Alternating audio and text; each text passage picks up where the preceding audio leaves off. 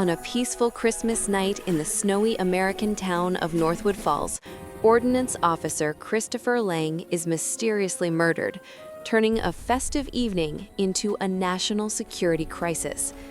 The case draws in FBI agent Michael Cross, a relentless investigator known for exposing hidden threats. As Cross begins his search for the killer, he discovers encrypted files, silent witnesses, and a town filled with secrets no one wishes to reveal. With every clue buried beneath snow and lies, Cross realizes this murder is part of a larger conspiracy, one powerful enough to threaten the entire Ordnance Project. Snow fell over Northwood Falls like a soft white curtain, covering rooftops, streets, and trees in a silent glow. Christmas lights blinked gently through the storm, turning the small American town into a postcard scene, beautiful, calm, untouched. But calm can be deceiving. At 11:47 p.m., a distant echo of sirens cut through the stillness. Police cruisers slid across the icy road leading to Pinewood Trail, a narrow passage bordered by frozen pines. Their red and blue lights flickered across the snow like restless ghosts. Chief Daniel Reed stepped out first, pulling his scarf tight around his neck. He'd been a police officer for 22 years, but something about this call felt wrong before he even saw the body. "Where is he?" Reed asked. A young officer pointed towards the clearing. "About 20 yards in. A hiker found him during the snowfall." Reed nodded, boots crunching through the snow as he approached the scene. The forest was deadly silent, only the sound of wind shifting through branches. Then he saw him. A man lay half buried in the snow, his body twisted slightly to the right, as if he'd tried to crawl before collapsing. Snowflakes rested on his face, unmoving. Reed knelt down, brushing ice away from the victim's jacket. A federal badge hung loosely from one pocket. Christopher Lang, Ordnance Officer. Classified clearance level.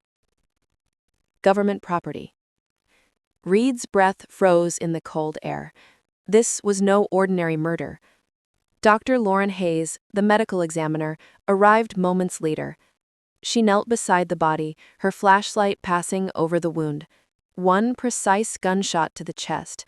No struggle marks, no defensive wounds. "This was professional," she murmured. "Close range, clean shot. He never had a chance." Reed swallowed, and the killer knew exactly who he was. Lauren's eyes flicked toward him, which means this isn't just a crime scene, this is a message. Before Reed could respond, another voice called out from behind the trees. "Chief," an officer shouted, "we found something." Reed jogged over. A trail of footprints led away from the body, clear, deliberate, purposeful, but after only a dozen steps, they ended abruptly, as if the killer had vanished into thin air. No drag marks, no vehicle tracks, nothing. "It's like they walked into the trees and disappeared," the officer whispered. Reed stared at the empty snow. Killers don't vanish, not unless they know how. He returned to Lang's body, noticing something he had missed earlier. Lang's glove was slightly open, fingers stiff from the cold, but clutched in his hand was a small metallic object. He pried it free carefully. A microdrive, unlabeled, government-made. Lauren exhaled. Whatever's on that, someone killed to keep it hidden.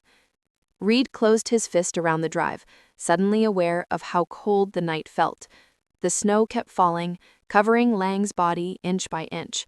Christmas music drifted faintly from the town below, completely unaware that the holiday had just turned into a federal nightmare. Reed stepped back and pulled out his phone. He dialed a number he never wanted to call. After 3 rings, a deep voice answered. "Agent Michael Cross." Reed took a breath. "Michael, we have a problem. Ordnance-level problem." A long pause. Then Cross replied, "I'm on my way." As Reed looked over the murder scene, snow falling, body still, the silent forest watching, he realized one thing. Christmas in Northwood Falls had just become the beginning of something far darker than a murder. Something planned, something precise, something dangerous enough to draw in the FBI's most relentless investigator. And this was only the first night. The plane landed just after dawn, its wheels scraping across the icy runway of Northwood Regional Airport. Snow still drifted in slow circles, turning the morning light into a pale silver haze. Agent Michael Cross stepped out of the aircraft with his usual calm, dark coat swaying slightly in the wind. He was tall, sharp-eyed, and carried the cold confidence of a man who had seen too many crime scenes and trusted too few people. He wasn't here for Christmas. He was here because someone killed a man who should not have been killable. A black SUV was waiting for him outside, engine running. Chief Daniel Reed stood beside it, rubbing his hands for warmth. Cross approached, his boots crunching on frost. "You called me at midnight. I assume you didn't ruin my holiday for a simple homicide." Reed exhaled, exhausted. "This one isn't simple. Christopher Lang is dead." Cross stopped. His jaw tightened slightly. Lang was part of the ordnance program. People like him don't just die in the snow. Reed noted. "That's why you're here." They drove through the quiet morning streets of Northwood Falls. Christmas decorations hung from lampposts, glowing faintly through the fogged windows, red bows, white lights, wreaths dusted with snow. The town looked peaceful, innocent. Cross didn't buy innocence. Not anymore. Inside the SUV, Reed handed him a small evidence bag. Cross turned it over with his fingertips. The metal casing was scratched, slightly bent, like Lang had grabbed it in his last moments. "What's on it?" Reed asked. Cross shook his head. "No markings, no encryption label. That means whatever is inside is meant to stay hidden from everyone, including us." Reed swallowed. "You really think this ties into ordnance?" Cross looked out the window at the white horizon. Nothing involving Lang was ever small. If someone killed him, they didn't kill a person. They killed the shield protecting a classified project. Reed didn't ask more. Some things were above his clearance. They arrived at the medical facility behind the police department. Inside, bright fluorescent lights replaced the soft, snowy glow of morning. Dr. Lauren Hayes greeted them with her usual quiet professionalism. "Body's ready," she said. Cross followed her into the examination room. The air was cold, sterile. Lang lay on the table, covered with a thin sheet. Cross took a deep breath before pulling it back. Lang's face was pale, calm, almost peaceful, except for the single bullet hole over his heart. Cross leaned closer. "One shot," Lauren said. "Clean, controlled. Someone knew what they were doing." Cross studied the wound. This was a military-grade round, suppressed weapon. No amateur executes a hit with this precision. He moved to Lang's left hand. Lauren raised an eyebrow. He was clutching the drive. He knew he was being hunted. He tried to protect something. Lauren hesitated. "There's more." She handed Cross a small evidence tray. Inside were tiny fibers, dark, almost ink black, found on Lang's jacket. Cross lifted one with tweezers. "Synthetic. Looks like tactical fabric." "Exactly. But here's the thing. This type is used only in custom-grade gear. Law enforcement doesn't issue it. Military doesn't issue it. Private defense contractors sometimes do, but only for black operations." Cross stared at the fiber, his expression unreadable. Whoever killed Lang was trained, well-equipped, and operating outside normal systems. Back outside, Cross lit a cigarette despite the cold wind. Reed stood beside him. So what now? Cross glanced toward the snowy forest beyond the town. Lang wasn't murdered by chance. Someone tracked him here. Cross smirked bitterly. Murderers don't care about decorations. He pulled out the microdrive again, holding it up to the morning light. Whatever is on this, Lang died protecting it. That makes it more important than anything this town has ever seen. Reed nodded slowly. And the killer? Cross slipped the drive into his inner coat pocket. We find them before they find whoever Lang was trying to warn. As he walked back to the SUV, his phone buzzed softly. A message. Unknown sender. 4 words appeared on the screen. The wind blew sharply across the snowy parking lot, carrying the cold sting of danger. Cross stared at the message, jaw tightening. The killer wasn't hiding in the shadows. They were watching. They were waiting. And they knew he was here. The morgue was silent, except for the soft hum of overhead lights. Snow pressed against the windows, blurring the outside world into white nothingness. Inside, Agent Michael Cross stood with his arms crossed, watching Dr. Lauren Hayes prepare the examination of Christopher Lang. Lang's body lay still on the metal table, pale against the cold steel. Lauren began her work slowly, tracing the single bullet wound on Lang's chest. "One clean shot," she said quietly. "No hesitation. Whoever did this knew exactly where to aim." Cross leaned closer, studying the angle. The bullet traveled downward. He was either kneeling or someone stood above him. Chief Daniel Reed stiffened. "Kneeling? You think he was forced?" Cross didn't answer. He didn't need to.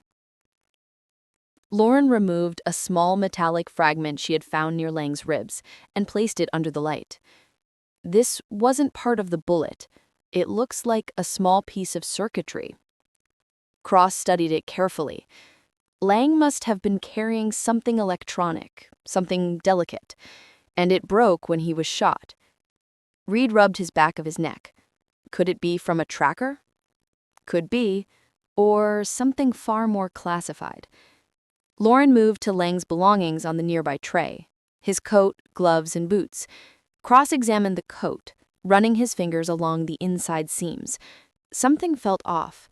He cut a hidden stitch line, and a thin metallic card slid out into his hand. Reed's eyes widened. "Is that what I think it is?" "A security authorization card, Omega level." Lauren looked shocked. "That's beyond federal access. Only ordnance operations use those." Cross read the embossed silver letters. Protocol, Midnight Silence. He didn't explain. Instead, he slipped the card into an evidence sleeve. Lauren continued examining the body, rolling Lang's wrist slightly. She paused. "Cross, look here." A faint, circular burn mark was on Lang's skin, fresh and distinct. Cross recognized it immediately. A biometric seal, used for certain classified ordnance systems. Only people with this mark can activate them. Reed exhaled sharply. So he tried to use it before he died? Or someone forced him to, Lauren added. Cross's expression hardened. Lang hadn't just been attacked. He was targeted for knowledge he carried. Lauren finished the physical examination. Based on temperature and muscle stiffening, time of death was between 11:23 and 11:30 p.m. Cross nodded slowly. The timing made sense. Whoever did this had moved quickly and left no hesitation behind. He stepped closer to the body again, carefully inspecting the skin around Lang's ribs. A faint smear of dark blue ink caught his attention, almost washed away, barely visible. It wasn't random. It was a symbol. Cross leaned down, studying it carefully. A half circle, a straight vertical line, and 3 small slash marks beneath it. Reed frowned. "You've seen that before?" Cross straightened, his jaw tightening. "Yes, a long time ago." Reed pressed. "Who does it belong to?" Cross spoke without hesitation. A shadow group that was supposed to be gone. A group that operated outside every law. A group that should never have resurfaced. Reed swallowed. Their name? Cross's voice lowered to a cold, steady tone. The Midnight Syndicate. The room fell silent. Even the hum of the lights seemed to fade. Cross looked down at Lang one last time. Whatever Lang died for, whoever he was trying to protect, the truth was simple. This murder wasn't the end. It was the beginning. The town of Northwood Falls looked peaceful beneath the falling snow. But Michael Cross felt the tension hiding under every quiet breath of winter air. He walked along Maple Street, boots sinking into soft snow, eyes scanning the dark houses decorated with warm Christmas lights. He wasn't sightseeing, he was watching reactions. People in small towns always reacted when a federal agent appeared. Some stared, some hid, some pretended not to notice. And some noticed too quickly. A curtain on the second house suddenly dropped back into place, as if someone had been watching him closely. Cross stepped toward the property. The house belonged to Henry Doyle, Christopher Lang's neighbor, former Marine, now a mechanic. Henry had refused to talk during the first interview. Too nervous, too angry, too controlled. Cross knocked. No answer. He knocked again, harder this time. The lights inside flickered, the shadows moved, and finally the door opened an inch.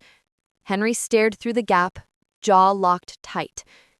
"It's late," Henry said. "I didn't ask for the time. I need a few minutes."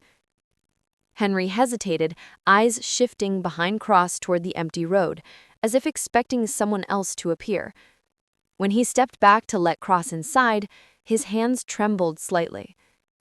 The living room smelled like oil and cold air. Tools lay scattered across the table. The fireplace burned low. Cross entered slowly, scanning everything. "You were close to Christopher Lang." Henry swallowed. "Yeah, good man." "You didn't look me in the eyes when you said that?" Henry's hands balled into fists. "What do you want from me?" "Truth." Henry looked away, pacing. "You don't get it. Chris wasn't just dealing with normal work. He told me someone was watching him. Someone from outside the town." Cross stepped closer. "Who?" Henry shook his head. He didn't say, just kept warning me. If anything happened to him, I should stay out of it, shouldn't talk to anyone. "And yet, you're talking now." Henry stopped pacing and stared at Cross with fear building in his eyes. "Because it's too late. They're already here." Cross felt the room tighten. Who is they? Henry opened his mouth to answer, but a sharp noise cracked through the air. A window shattered.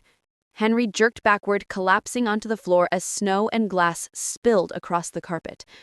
Cross dropped beside him instantly, checking his pulse, but Henry wasn't moving. A second shot hit the wall inches from Cross's head. He ducked behind the table, eyes narrowing. Someone outside was watching and shooting to silence answers. Cross reached for his sidearm and moved toward the broken window. Through the drifting snow, he caught the faintest silhouette disappearing behind the neighbor's shed. He rushed outside, heart pounding, gun steady. But when he reached the shed, the yard was empty. No footprints, no tracks, as if the snow had swallowed the killer whole. Cross stood there, breath forming clouds in the frigid air. Henry's words echoed in his mind. They're already here. The conspiracy wasn't growing. It had already arrived. Snow blanketed the streets, muffling every sound except the crunch of boots. Agent Michael Cross walked quickly through the town, following the faint footprints left by the fleeing figure from Henry Doyle's yard. He could feel the tension in every shadow, the silence that hid watchers. Cross reached the forest bordering Northwood Falls. Trees loomed tall, skeletal against the gray sky. He slowed, listening. The wind whispered, carrying distant echoes, broken twigs, the faintest drag in the snow. Someone had passed this way recently. Someone careful, trained. Someone who didn't want to be found. He crouched and examined the ground. Footprints. Too deliberate, too precise. They led toward the abandoned cabin deep in the woods, a place he had visited once before on an unrelated case, a forgotten structure hidden beneath years of snow and shadow used only by hunters or criminals who wanted to disappear. Cross approached cautiously, pistol drawn. Every step was calculated, every sound measured. Inside, the cabin was dark, stale air pressing in. Tools and boxes were stacked haphazardly, dust and cobwebs untouched for years. Nothing moved. Then he saw it. A single trail of dark liquid leading to a small metal case. Cross opened it carefully. Inside were documents marked with symbols he had seen before, encrypted, classified, and unmistakably tied to Odinant's operations. Lang had been protecting this. The killer had been after it. Cross pocketed the case. As he turned to leave, a faint creak echoed from the loft. He froze. Someone was above him. The shadow shifted. He raised his weapon and called out, but the figure didn't respond, vanished into the shadows before he could identify it. Cross left the cabin carefully, the documents safe in his possession. The forest was empty now, but the feeling of being watched lingered. Whoever was behind Lang's death was methodical, patient, and ruthless, and now they knew he had started looking. The storm was picking up again, snow falling thicker, harder, as if the town itself was trying to hide something. Cross glanced back toward the trees, a grim certainty forming in his mind. The killer was closer than ever, and the next move wouldn't wait for him. The evening settled over Northwood Falls, the town glowing under Christmas lights that seemed almost ironic against the darkness creeping through the streets. Michael Cross returned to the police station, carrying the small metal case he had recovered from the forest. Inside were documents, encrypted codes, and evidence of operations so secret, even Chief Reed had only glimpsed fragments in his career. Cross laid the case on a table in the interrogation room. Reed looked at him with furrowed brows. "Do you even know what this is?" "I know enough," Cross replied. "Lang died protecting this, and the people who killed him are going to stop at nothing to retrieve it." Reed rubbed his forehead. "So what now? We sit here and wait for them?" Cross shook his head. "No, we go after them first." They reviewed the contents quickly, every piece of paper, every symbol, every code. Cross's trained eyes noticed a pattern, small but deliberate. It indicated planned meetings, locations, and timings. Someone had been coordinating operations within the town for weeks, maybe months. A sound at the back door made both men tense. A shadow flitted past the window, just out of clear sight.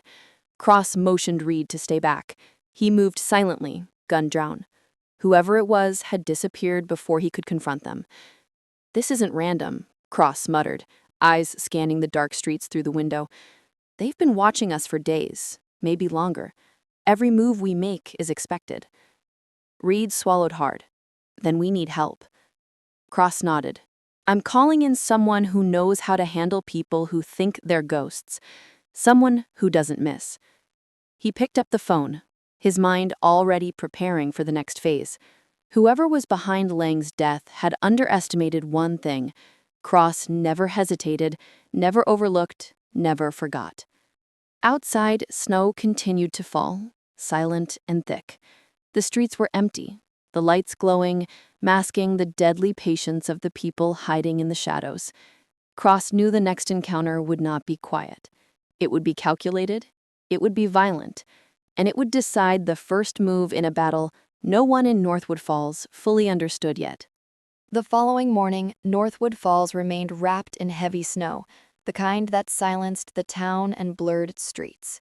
Michael Cross stood by the SUV outside the police station, the metal case from the forest secured in a reinforced briefcase beside him. He watched the town with cold calculation, aware that every house, every alley could conceal eyes he couldn't see. Chief Daniel Reed approached, cup of coffee in hand. "You called in someone last night?" Cross didn't answer immediately. Instead, he studied the faint tracks in the fresh snow along the station's perimeter. They weren't recent, but they told a story. Someone had been here, observing, then leaving silently. "Yes," Cross said finally. "Someone who knows how to find ghosts." The agent arrived an hour later. A tall man with sharp features, short, dark hair, and the kind of presence that demanded attention without speaking. His name was Ethan Miles, a federal analyst and field operative specializing in tracking high-level threats. His gaze swept the snowy streets, analyzing angles, shadows, and movement with methodical precision. Cross handed him the briefcase. "Everything Lang was protecting is in there. We need to understand what it is before the killers move again." Ethan opened the case, eyes narrowing at the documents and encrypted drives inside. He ran a gloved hand over the papers, reading symbols and codes. "This is sophisticated. Lang wasn't just guarding information, he was safeguarding something dangerous, something powerful." Cross nodded. "Exactly. And someone wanted it badly enough to execute him on Christmas night." The three men began reviewing patterns, timestamps, and locations from the recovered documents. There were meetings scheduled, not in the open, but in the shadows of Northwood Falls, abandoned warehouses, forest cabins, and private properties that only insiders knew. Cross noticed a repeated symbol in the margins of the documents, nearly identical to the mark found on Ling's body. He frowned. "The Syndicate. They're leaving breadcrumbs, almost taunting us." Reed's hands shook slightly. "Breadcrumbs? You mean they want us to follow them?" Cross looked out the window at the falling snow. "Not just follow. They want to test us, see how fast we respond. They're confident, organized, patient, and lethal. If Lang died trying to protect this, anyone who touches it now is in extreme danger. Whoever orchestrated this didn't just kill him, they sent a warning to anyone else connected." Cross's jaw tightened. "Then we need to move before anyone else is targeted. If they've been planning this for months, Northwood Falls isn't safe. Not for anyone." Reed's face paled. "So what's the plan? We can't patrol the whole town." Cross didn't answer immediately. He studied the town from the station's window. Every street, every alley, every shadow could hide someone trained to move unseen. But he had to start somewhere. "We begin with the people closest to Lang, neighbors, associates, anyone who might know more than they've admitted. If the Syndicate wants this town quiet, we'll make them speak." Ethan examined a set of small, handwritten notes that fell out of one folder. "There are references to supply routes, storage points, and a secondary location, farther from the town, somewhere in the woods. If they move something there, that's where we need to be." Cross nodded. "We'll check it out immediately, quietly. No one can know we're coming." As the three men prepared to leave, the wind picked up, snow drifting across the streets in blinding sheets. The town seemed frozen, still, unaware of the danger lurking beneath the surface. Cross's eyes hardened. The Syndicate had resurfaced, and they weren't going to wait for anyone to catch up. Every step they took, every shadow they cast, was calculated. But Cross and his team were ready. If the Syndicate thought Northwood Falls was vulnerable, they were about to find out just how wrong they were. And somewhere in the forests beyond the town, someone was watching, waiting and planning the next move. Cross took a deep breath, adjusting his coat. The hunt had begun. The forest outside Northwood Falls was a different world after the storm. Snow clung to every branch, blanketing the ground in a thick, suffocating silence. Michael Cross, Ethan Miles, and Chief Daniel Reed moved cautiously along a narrow trail, following the faint path discovered in Lang's documents. The air was crisp, biting at exposed skin, each breath visible in the dim light of late afternoon. Cross's eyes scanned the trees, alert to every movement, every shadow. Nothing in Northwood Falls was random anymore. The town itself had become part of the Syndicate's carefully constructed stage. Ethan adjusted the strap on his backpack, containing surveillance and tracking equipment designed for operations like this. "If they're expecting us," he said quietly, "they've planned for every possible route." Cross didn't respond. He was focused on the footprints in the snow, faint but deliberate, leading deeper into the forest. Whoever had passed this way had known the terrain well and left no mistakes. Reed, carrying a small flashlight, stumbled over a fallen branch. "Do you think we're too late?" he asked, voice low. Cross didn't answer immediately. He crouched and examined the ground. Too late is when there's nothing left to protect. We're not there yet. After several minutes of careful tracking, the trail led to a small clearing hidden by a dense line of trees. A cabin sat at its center, abandoned and weathered, snow piled high against its roof. Cross's instincts screamed at him. This was the place. They approached slowly. Ethan set up a small sensor device near the door, monitoring for heat signatures or movement inside. The readings were subtle, almost imperceptible. Someone, or something, was in there. Cross drew his pistol and signaled the others to flank the building. The door was old, unhinged slightly, but secure enough to hide entry. Cross moved first, pressing his shoulder against it and listening. A faint noise came from within, a soft scuff, like someone shifting weight. He stepped inside, flashlight cutting through the gloom. Tools and crates were scattered across the floor, dust undisturbed for months. At first glance, it seemed empty. Then a sound came from the loft above, a muted thump, almost imperceptible. Cross signaled Ethan, who moved silently to the staircase. The steps creaked lightly under his weight, but the figure above didn't respond. Cross ascended slowly, gun ready, every nerve alert. The loft was narrow and dark, filled with old furniture and covered boxes. There, crouched in the corner, was a figure, shrouded in dark clothing. Cross froze, recognizing the posture, the deliberate stillness. This person was waiting. Before he could speak, the figure moved with lightning speed, disappearing toward the back exit. Cross lunged, but the shadow was already gone, leaving behind only faint footprints in the thin layer of snow that had drifted in through the broken window.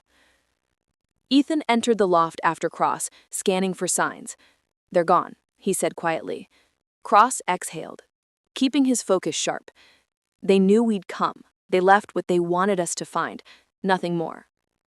On the floor, partially hidden under a crate, was a small folder. Cross retrieved it and opened it carefully. Inside were photographs of Lang, notes on the Ordnance Project, and a series of coded coordinates. He studied them. "They're moving pieces," he said. "They're preparing something, and Lang's death was only the beginning. The real operation hasn't started yet."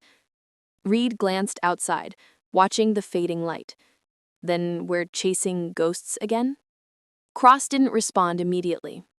He scanned the forest, silent, alert. "Not ghosts," he said finally. "They're real. They're dangerous. And now they've marked us as targets." The snow continued to fall, heavier now, muffling everything. The forest seemed to close in around them, hiding secrets in every shadow. Cross looked at the path ahead, determined. The Syndicate was out there. They were waiting, and he knew that the next encounter would not be chance. It would be calculated. And deadly. Night fell over Northwood Falls with a heavy, almost suffocating darkness. The snow had stopped, but a damp chill clung to every street and building. Inside the police station, Michael Cross spread the recovered documents and photographs across the large table. Ethan Miles scanning each page with precision. Chief Daniel Reed stood nearby, tense, trying to absorb what they had found in the cabin. "The Syndicate isn't hiding anymore," Cross said, voice low. "They're moving, they're bold, and they've already taken steps to cover their tracks." Ethan nodded, pointing to a series of locations marked in the documents. These coordinates, they form a network across the town. It's a grid of operations, stash points, meeting spots, and escape routes. Whoever planned this knows the town better than we do. Cross studied the coordinates carefully. This isn't random. Every path, every intersection. They're counting on us following the wrong trail. Whoever left the folder wants us to react predictably. Reed swallowed hard. "So how do we catch them before they do whatever they're planning?" Cross didn't answer immediately. He leaned back, eyes scanning the documents again. "We start by controlling what we can. The people closest to Lang and anyone else connected to the ordnance project in town. Someone knows more than they're saying." Ethan raised an eyebrow. "You mean someone in town could already be compromised?" Cross nodded grimly. "Exactly. And if the Syndicate knows we're here, they've already planted observers. We can't trust anyone fully. Not neighbors, not friends, not even familiar faces." Reed looked out the window at the snow-blanketed streets. "It feels like the whole town is watching us." Cross allowed a short, grim smile. "In a way, they are. But the Syndicate isn't ordinary. They're ghosts with purpose. Every move we make will be anticipated. Every mistake could cost lives." They worked through the night, cross-referencing photographs, notes, and the coded coordinates. Every lead pointed to hidden locations in the town. Abandoned buildings, private properties, even the old church at the edge of Northwood Falls. By dawn, Cross had a plan. "We split into teams. Ethan and I will check the secondary coordinates, stash points, safe houses. Reed, you handle anyone in town who might know something. Ask the right questions without alarming anyone. We can't let the Syndicate know we're on to them yet." Reed nodded, though unease lingered on his face. "What if they strike before we're ready?" Cross didn't answer immediately. He looked out at the empty streets, snow glistening in the early morning light. "Then we make them regret it." Before leaving, Cross paused by Lang's photograph, taped to the wall for reference. The young ordnance officer's eyes seemed to stare back at him, a silent reminder of why they were here. Cross clenched his fists. Whoever killed Lang, whoever was behind the Syndicate, had underestimated the resolve of those left to stop them. The streets were quiet, deceptively peaceful, but Cross knew better. Somewhere, hidden in shadows, the Syndicate was moving, waiting for the right moment. And he would be ready. The abandoned church at the edge of Northwood Falls loomed in the darkness, its tall steeple slicing through the snowy night sky. Michael Cross crouched behind a low stone wall, scanning the perimeter. The faint glow of the town lights reflected off the frost-covered windows, but the interior of the church was a black void. Somewhere inside, the Syndicate had left traces, and Cross intended to find them. Ethan Miles checked the equipment strapped to his chest: thermal scanners, motion sensors, and a small EMP device designed to disable any electronic surveillance. "We're clear so far," he whispered. Cross nodded. "Stay sharp. The Syndicate isn't going to make this easy." They entered cautiously through the side door, the wood groaning under their weight. Dust and broken pews littered the floor. Candles, long melted, had left wax pools near the altar. Everything spoke of abandonment, but Cross knew better. This was exactly how the Syndicate operated: layers of emptiness hiding movement. A faint sound, scraping metal, echoed from the back. Cross signaled Ethan to follow silently. Each step was calculated, deliberate, every shadow scrutinized. They moved past the pews, past the altar, and toward the source of the noise. In a small room behind the altar, they found it: crates stacked neatly, partially covered with old tarps. Inside were weapons, communications devices, and several encrypted drives. Cross's jaw tightened. They've been building an arsenal. Ethan examined one of the drives. These could destabilize more than just Lang's project. Whoever the Syndicate is, they're planning a major operation. Cross glanced at the room, eyes narrowing. They want leverage, and Lang's death was only the first step. Suddenly, a shadow moved across the far corner of the room. Cross raised his weapon, motioning for Ethan to freeze. The figure stepped forward, hands raised slowly, showing no immediate threat. "Who's there?" Cross demanded. The figure remained silent for a moment, then removed her hood. It was Sarah Whitmore, a local journalist known for her investigative reporting, and someone Cross hadn't fully trusted yet. "You're following the wrong leads," she said quietly, voice steady despite the tension. "They've already noticed you're here. You shouldn't be." Cross lowered his gun slightly, but didn't relax. "What are you doing here?" "I've been tracking them for weeks. Lang contacted me before he was killed. He trusted me with information. I'm not your enemy, but I can't let you ruin everything by rushing in blind." Cross studied her, weighing her words. The truth in her eyes was undeniable, but trust was dangerous in Northwood Falls. "You know how careful they are, how patient, how deadly." Sarah nodded. "I know. That's why I'm here. They're moving something soon. If we don't intercept it, the town won't know what hit them." Cross exhaled and motioned for Ethan. "We work together, but we move fast. No mistakes. If they've been planning this for months, there's no room for error." The three of them moved silently through the church, checking every corner, every hiding spot. Outside, the wind picked up, whistling through broken windows. The snow outside glimmered faintly in the moonlight, giving the abandoned structure an almost surreal glow. Cross glanced at Sarah. "If we fail, it's more than Lang's death. It's everyone in this town." She nodded, her resolute matching his. "I understand. Let's stop them." And for the first time since Lang's murder, Cross felt a sliver of hope. They were no longer chasing shadows. They had a chance to strike back. But the Syndicate was clever, patient, and deadly. As they prepared to leave the church, Cross's eyes scanned the horizon, noticing movement among the trees. Figures, more than one, were watching, waiting, calculating. Cross tightened his grip on his weapon. The first real confrontation was coming, and no one in Northwood Falls would walk away unscathed. The forest surrounding Northwood Falls was silent, but the quiet was deceptive. Every snapped twig, every falling branch carried the possibility of a hidden enemy. Michael Cross, Ethan Miles, and Sarah Whitmore moved carefully through the snow-covered undergrowth, the metal case from the church secured between them. Each step was deliberate, each movement calculated.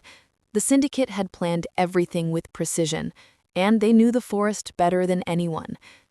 Cross signaled the group to halt. Ahead, partially obscured by snow-laden branches, was a faint trail, footprints leading to a small, dilapidated cabin. It wasn't the same one from the previous night. This was newer, used recently, hidden deeper in the woods. "They're active here," Ethan whispered. "Someone's been moving supplies or equipment." Cross nodded. "We approach carefully, no sudden moves. They're waiting for a mistake." They advanced slowly, weapons ready, scanning shadows for movement. The wind shifted, carrying faint sounds, metal scraping, perhaps a lock being manipulated, or a crate being opened. Every noise heightened the tension. Cross crouched low, signaling for Ethan and Sarah to fan out around the perimeter. They moved silently, boots barely making a sound against the snow. Reaching the cabin, Cross peered through a cracked window. Inside, figures worked around a table cluttered with papers, devices, and weapons. He counted 4 people, armed, focused, unaware of their presence. Cross whispered to the others. 3 enter quietly, 1 keeps watch outside. We need to disable them fast, silently, and retrieve whatever they're preparing." Ethan nodded, positioning himself behind the door, while Sarah moved to flank from the opposite side. Cross stepped forward, ready to move in. Suddenly, one of the figures glanced toward the window, too quickly. A shadow passed across the snow outside. Cross froze. They'd been seen. He whispered sharply, "Now." The cabin erupted into motion. Cross, Ethan, and Sarah moved with deadly precision. Cross tackled the nearest figure to the ground, muffling a sound with his elbow. Ethan disarmed the second, twisting the arm in a practiced maneuver. Sarah moved with astonishing speed, knocking another Syndicate member unconscious before they could react. The last figure attempted to flee toward the back exit, but Cross intercepted them with a swift tackle, pinning the intruder against the wall. Breathing heavily, Cross secured them with zip ties. Inside, the cabin smelled of burning oil, metal, and fear. Documents and devices littered the floor, evidence of an operation far more dangerous than anything they had anticipated. Ethan picked up one of the devices, examining it carefully. He said, "This is a communications jammer. They could disable phones, radios, anything that could alert authorities." They were planning to move fast, silent, and without interference. Cross knelt beside the pinned figure. "Who's in charge here?" he demanded. The man's face was hidden beneath a ski mask. He spat. "You don't know what you're dealing with." Cross tightened his grip. "Tell me, or it gets worse for you." The man smirked. "You think this is about me? You have no idea how deep the Syndicate goes. Lang was only the beginning. The town? It's all part of a bigger plan, and you're too late to stop it." Cross didn't flinch. "We'll see about that." Outside, the wind howled through the forest, carrying snow and shadows. Cross glanced at Ethan and Sarah. The next moves would determine everything. Whether they could prevent the Syndicate from striking again, or if Northwood Falls would pay the price for Lang's death. The forest held its silence, but Cross knew the Syndicate was watching, waiting, and ready, and the real confrontation had only begun. The night air was sharp, and the forest around Northwood Falls seemed alive with shadows. Michael Cross crouched behind a thick pine tree, the zip-tied Syndicate members from the cabins secured and hidden nearby. The snow underfoot muffled his steps, but he knew that silence could only protect them for so long. Ethan Miles was already setting up surveillance devices, placing them around the clearing to monitor movement. Sarah Whitmore checked the perimeter, her eyes scanning for signs of reinforcements. Cross studied the documents they had recovered from the cabin. Every note, every coordinate pointed toward a central location deeper in the forest, a place the Syndicate had been preparing for months. It was likely where they intended to consolidate resources, weapons, and intelligence. "They're not just hiding," Cross said quietly. "They're preparing to strike." Ethan nodded. "And if we're late, the town doesn't stand a chance.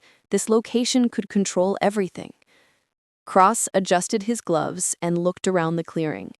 The wind moved through the trees, whispering secrets the forest held. Every snapped branch and rustle of leaves could conceal movement. Every shadow could hide an assassin. "We move at first light," Cross decided. "No mistakes, no hesitation. The Syndicate's advantage is patience. Our advantage is speed and precision." Hours passed slowly. The forest seemed to stretch endlessly in the snowstorm's pale light. Cross remained vigilant, checking the zip-tied captives occasionally, ensuring they couldn't warn anyone. As dawn approached, Cross signaled Ethan and Sarah. They packed up the minimal equipment and prepared to advance toward the central location. Every step had to be silent, every breath measured. The forest thinned slightly, revealing a small clearing in the distance. There, partially camouflaged with tarps and snow, was a compound, makeshift buildings surrounding a central area filled with crates, barrels, and surveillance equipment. The Syndicate had clearly chosen the perfect hidden position, blending into the forest seamlessly. Cross's jaw tightened.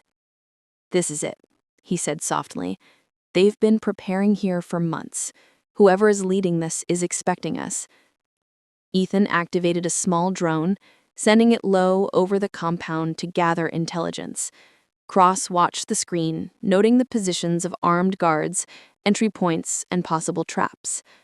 Sarah pointed silently toward a side building. "That one." That's likely where they're coordinating everything. Communications, operations, probably where the leader is. Cross nodded. Then that's our target. We move in silently.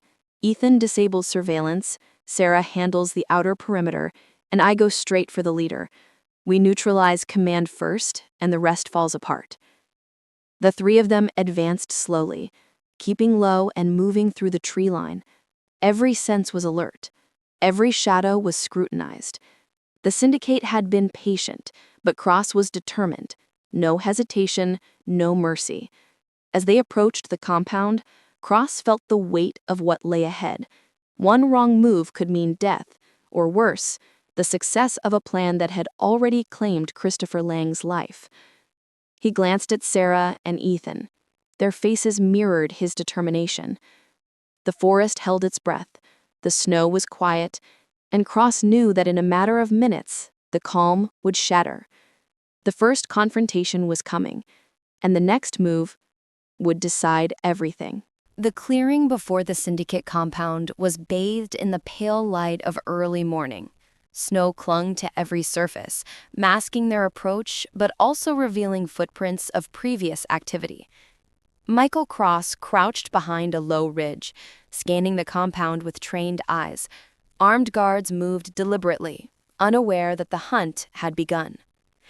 Ethan Miles adjusted the small drone, hovering silently above the compound, its camera relaying every detail. 3 guards at the perimeter, 2 moving toward the central building, he whispered. No sign of the leader yet, but they're expecting something. Cross nodded, lowering his voice. They think we're cautious. They think we'll hesitate. They're wrong. Sarah Whitmore moved along the tree line, keeping to the shadows. Her sharp eyes caught movement near the supply crates, a guard checking for intruders. She signaled and Cross rolled forward, silently closing the distance to the central building. Inside, the Syndicate had left evidence of meticulous planning. Crates were stacked neatly, devices hummed quietly, and maps were spread across tables with pins marking locations. Cross scanned quickly, memorizing every detail. This was more than a local operation. They were preparing for something much larger. Suddenly, a noise came from behind a stack of barrels. A guard had noticed movement and raised his weapon. Cross reacted instantly, tackling the man to the ground and muffling his shout. The other guards turned sharply, weapons raised. Move, Cross commanded, and the team split into action. Ethan deployed a small EMP device, short-circuiting surveillance cameras and radios. Sarah moved with deadly precision, knocking out a guard before he could alert anyone else. Cross engaged the remaining 2, using speed and strength to incapacitate them quickly. The central building was now accessible. Cross led the way, moving silently through the entrance. Inside, the air was thick with tension, the smell of electronics and metal heavy. Multiple figures were huddled around screens and communication devices. Cross's eyes locked on the leader, a tall man with a commanding presence, reviewing maps and coordinates. The moment was critical. A single wrong move could cost lives, but Cross's determination was unwavering. He stepped forward, weapon drawn. "It's over," he said, voice cutting through the room. The leader turned slowly, a calm smile spreading across his face. "You think this ends with me?" he asked, his tone almost mocking. "You're in my world now, Agent Cross. Every step you take has been anticipated." Cross didn't flinch. "Then you're about to find out how wrong you are." Ethan and Sarah moved into position, covering exits and neutralizing remaining Syndicate members. Cross advanced on the leader, careful, precise, and unwavering. Every action, every movement had been calculated. The leader lunged, attempting to grab a concealed weapon, but Cross reacted faster, disarming him in a swift motion. The remaining Syndicate members froze, realizing their advantage had vanished. Cross pinned the leader against the wall. "You're finished," he said, voice low but firm. His eyes narrowed, but there was no fight left in him. He slumped, defeated, as Cross secured him. Around the room, the remaining members were subdued, devices disabled, and the operation disrupted. Cross took a deep breath, scanning the room. Months of planning, years of secrecy, and countless lives had led to this moment. The Syndicate's immediate threat had been neutralized.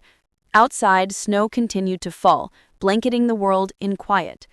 For the first time since Lang's death, Cross allowed himself a moment to breathe. The town of Northwood Falls was safe, for now. But he knew the Syndicate was more than a single leader or a single operation. They were patient, cunning, and dangerous. And the fight was far from over. The first rays of sunlight cut through the trees, glinting off the snow-covered rooftops of Northwood Falls. Michael Cross stood outside the Syndicate compound, watching the subdued operatives being loaded into secure vehicles for transport. Ethan Miles and Sarah Whitmore moved among the restrained members, ensuring nothing had been overlooked. Cross's gaze swept across the forest. For months, the Syndicate had operated in the shadows, patient and invisible. But today, they had been exposed, their network disrupted. Still, Cross knew that dismantling an operation this deep was never straightforward. Ethan approached, holding a small tablet. "We secured the devices, but there are encrypted drives we can't access here. Someone will need to analyze them further." Cross nodded. "Make sure nothing is destroyed. Every piece could tell us what Lang was protecting and what they were planning next."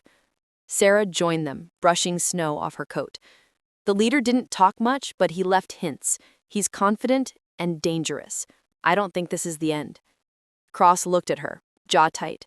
"It's never the end with these people, but we've bought the town some time, and that's what matters. Lang's death won't be in vain."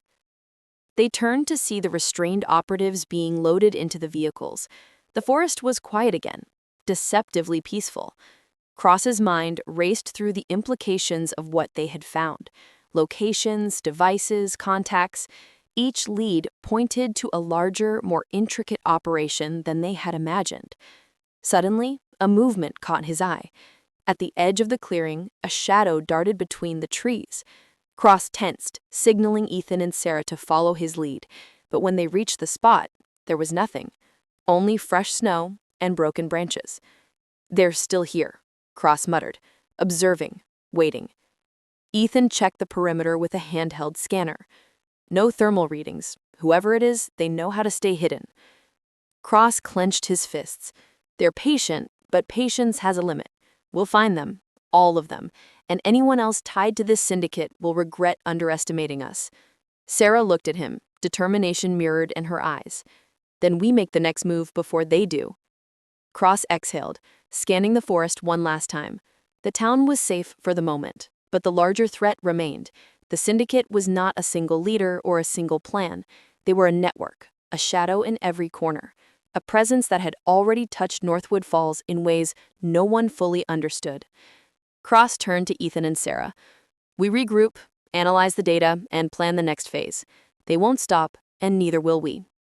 As the three moved back toward the SUV, the snow shifted softly underfoot, carrying whispers of movement from deeper in the forest. Cross didn't flinch. He had learned to anticipate shadows, to read silence, and to strike before the enemy expected. Northwood Falls might seem calm, but Cross knew better. Somewhere in the shadows, the Syndicate was already planning its next move, and they would not wait long. Cross adjusted his coat, gripping the briefcase containing the critical documents.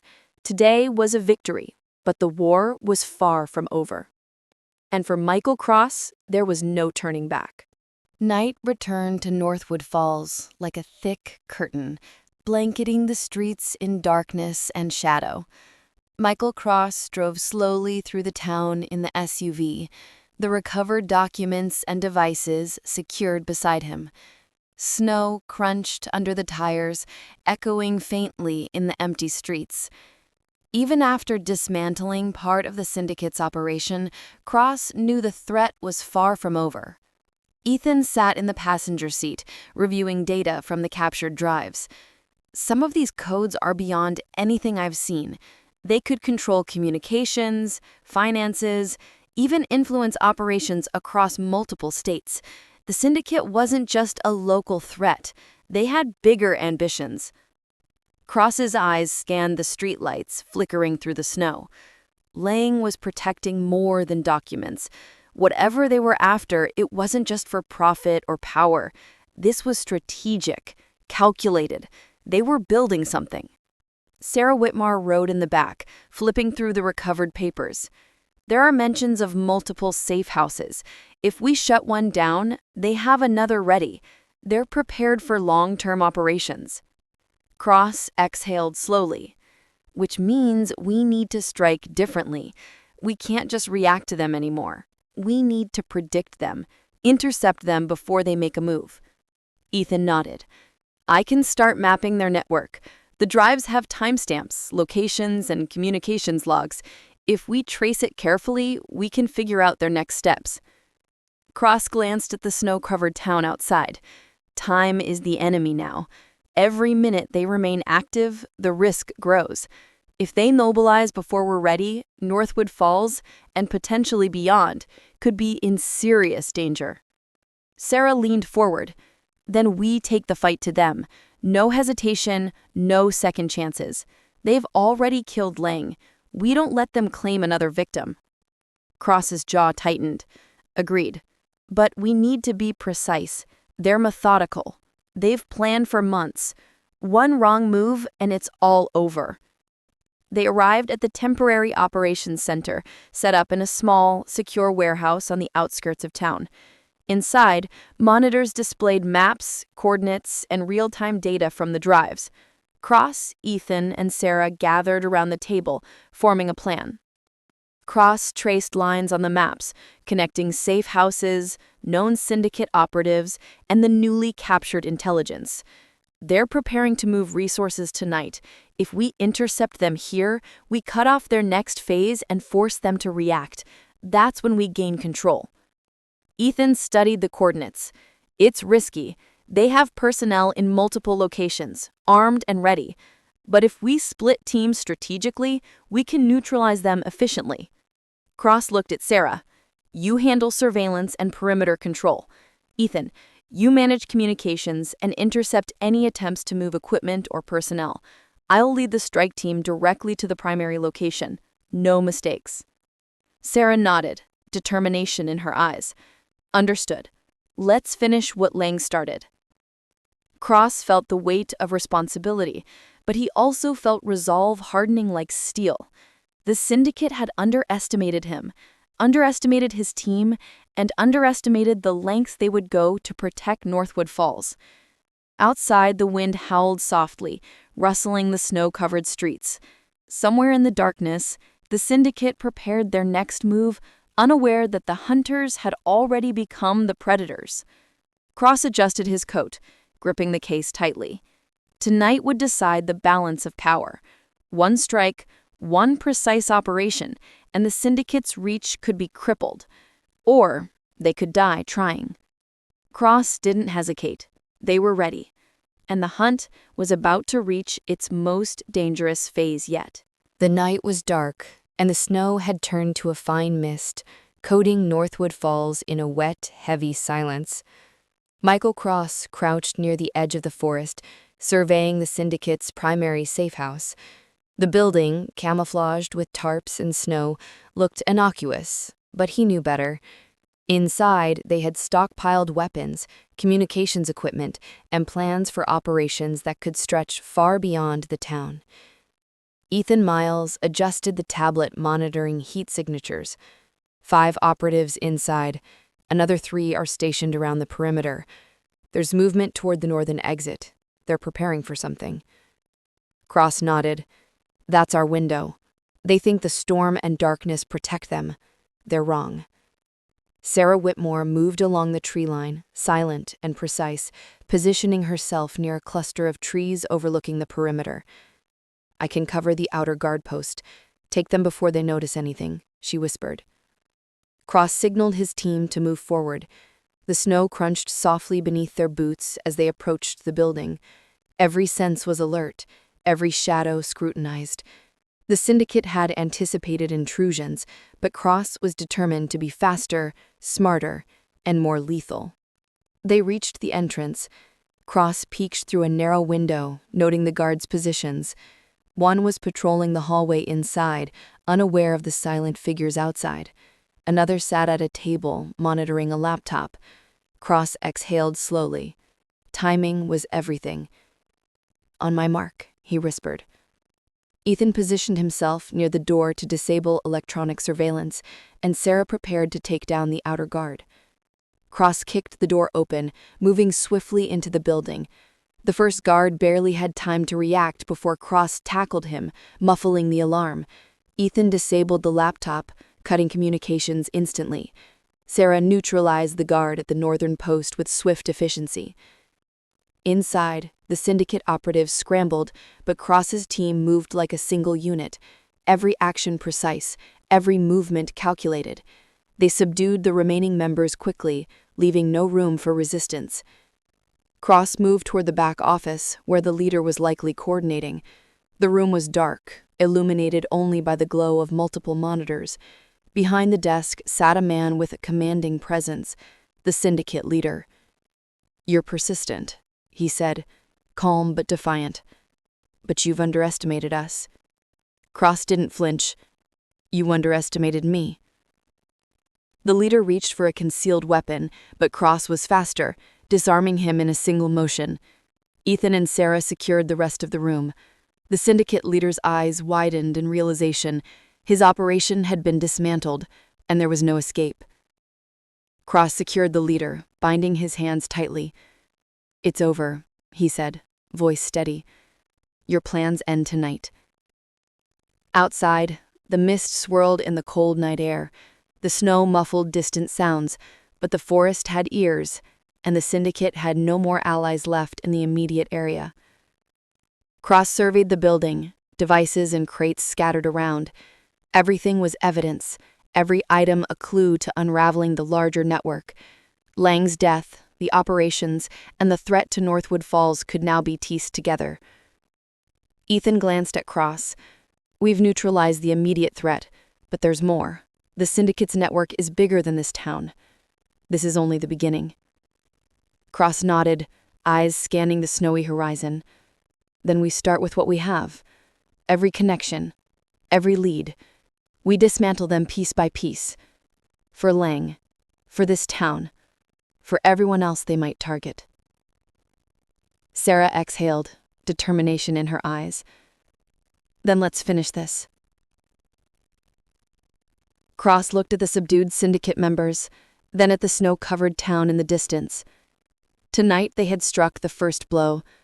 Tomorrow, the war continued, and Michael Cross was ready for every shadow, every trap, and every move the Syndicate would make. The first light of dawn struggled through the thick clouds over Northwood Falls, casting the town in muted shades of gray.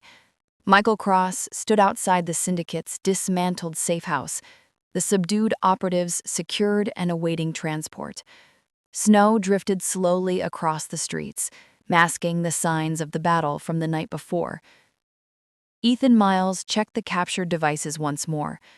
Communications are down, surveillance systems disabled. Their network here is crippled, but I'm still seeing traces, encrypted messages that haven't been intercepted yet. They're hiding something bigger. Cross exhaled slowly. Then we follow the breadcrumbs. Piece by piece, we dismantle the Syndicate completely. No shortcuts, no mistakes.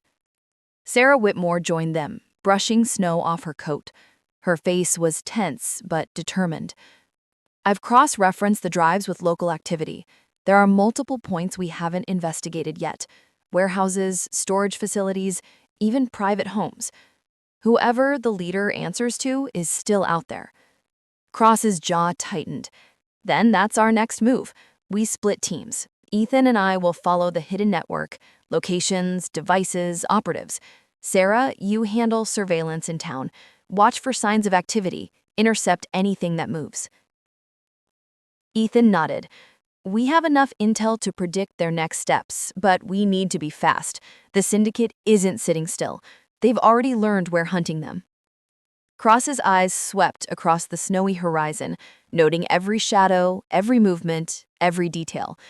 Time is on their side only if we let it be. We move now, strike decisively, and cut off their control before they regroup. Hours passed as they worked, each lead connecting to another layer of the Syndicate's operations. Cross felt the weight of Lang's death pressing down, the urgency, the risk, and the knowledge that a single mistake could unravel everything. By late afternoon, a new lead had emerged, an isolated cabin near the edge of town, deeper into the forest than any location they had previously investigated. Cross studied the coordinates carefully. This could be the nerve center. Whatever is left of the Syndicate might be here, or at least someone critical. Sarah prepared surveillance equipment nearby, while Ethan mapped escape routes and potential engagement points. If they're expecting us, they've prepared traps, Ethan warned. Cross nodded. Then we move smart, silent, precise, and without hesitation. This ends tonight, or at least this phase of it. As they approached the cabin, snow drifting around them like smoke, Cross signaled to stop. Footprints led to a small outbuilding, fresh, careful, and deliberate. They weren't alone. Cross motioned silently to Ethan and Sarah. Stay alert. They've been patient, but impatience can be exploited. We end this quietly before it escalates. The three moved closer, shadows in the snow. Every instinct, every training exercise, every ounce of experience pointed them forward. They were ready. Inside the cabin, faint movement hinted at life. The Syndicate's remaining operatives were cautious but desperate, preparing for the inevitable confrontation. Cross's heart tightened. Every step, every breath, brought them closer to the final moments of this hunt. Outside, the snow fell steadily, hiding the world in white silence. But inside the cabin, tension crackled like electricity, and Michael Cross was ready to strike. Tonight, the Syndicate would either fall completely, or the shadows would consume them all. Night had fully descended on Northwood Falls, heavy and oppressive, blanketing the forest and town in darkness. Michael Cross crouched near the edge of the cabin clearing, eyes scanning every shadow. The Syndicate's remaining operatives were inside, tense and alert, but unaware that the hunters had closed in. Ethan Miles adjusted the drone hovering above, capturing every movement, every subtle sign of activity. 3 operatives inside, 2 guarding the back exit. One, likely the leader's second in command, is near the central room, he whispered. Cross nodded. We move now. Precision, speed, silence. No mistakes. Sarah Whitmore slithered along the tree line, her movements almost ghost-like. She positioned herself to intercept anyone trying to escape. The plan was clear. Take control of the cabin, neutralize the operatives, and capture whoever was coordinating the Syndicate's operations here. Cross kicked open the side door, moving with lethal efficiency. The first guard barely had time to react before he was subdued. Ethan disabled the communications devices instantly, cutting off any chance of outside alerts. Sarah took down the outer guard silently, her precision perfect. Inside, chaos erupted as the remaining operatives realized their advantage had vanished. Cross moved with unmatched focus, taking down 2 more with swift, calculated strikes. The central room loomed ahead. Behind the desk, a man rose, a figure with the authority of the Syndicate itself. Cross recognized him immediately, the strategist who had orchestrated months of calculated terror in Northwood Falls. "You're relentless," he said calmly, but his eyes betrayed tension. "You think capturing me ends this?" Cross's grip tightened. "You underestimated us. That's your mistake." The man lunged, attempting to reach a concealed weapon, but Cross was faster. A single, precise movement disarmed him, and Ethan and Sarah secured the remaining operatives. Cross forced the leader to the floor, binding his hands tightly. "It's over," he said. "Every plan, every operation, you've lost control." The man struggled, but realized the truth. His empire of shadows was dismantled in a single strike. Northwood Falls, the town that had been held hostage by fear, was free, for now. Outside, the snow had returned, falling thick and silent, covering the signs of the battle. Cross surveyed the clearing, the subdued Syndicate members, and the devices now safely secured. Months of investigation, months of danger, had culminated in this moment. Ethan exhaled, relief in his voice. We've dismantled the immediate threat, but the network, there may be remnants elsewhere. Cross nodded. Then we follow them, piece by piece. That for tonight, this town is safe. Lang's death wasn't in vain. His sacrifice led us here. Sarah looked at him, her expression resolute. We finished this phase, but the war continues. Cross glanced at the snow-covered horizon, the town quiet and still. For the first time since Lang's death, Cross allowed himself a moment of grim satisfaction. The shadows were still out there, lurking, but tonight, the hunters had won. Michael Cross adjusted his coat, gripping the case containing the Syndicate's secrets. The storm would pass, the town would survive, and for Northwood Falls, Christmas would no longer be a night of fear. It was a night of reckoning.